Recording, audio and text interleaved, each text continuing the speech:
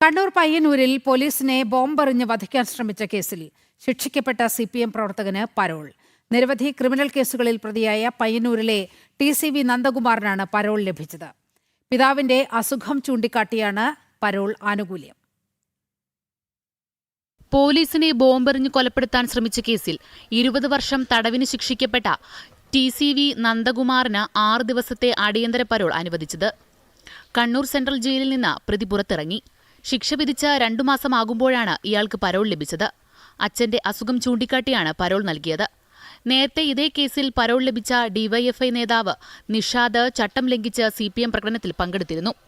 പയ്യന്നൂരിലെ BMS പ്രവർത്തകനായിരുന്ന CK രാമചന്ദ്രനെ കൊലപ്പെടുത്തിയ കേസിലും BJP പ്രവർത്തകൻ വിനോദിനെ കൊലപ്പെടുത്തിയ കേസിലും പ്രതിയാണ് നന്ദകുമാർ. 2012 അന്നത്തെ CPM ജില്ലാ സെക്രട്ടറി ആയിരുന്ന P ജയരാജനെ അരിയിൽ ഷുക്കൂർ വധക്കേസിൽ പോലീസ് അറസ്റ്റ് ചെയ്തതിനെ തുടർന്നാണ് പോലീസിന് നേരെ നന്ദകുമാറും നിഷാദും ബോംബെറിഞ്ഞത്. ജനം, കണ്ണൂർ.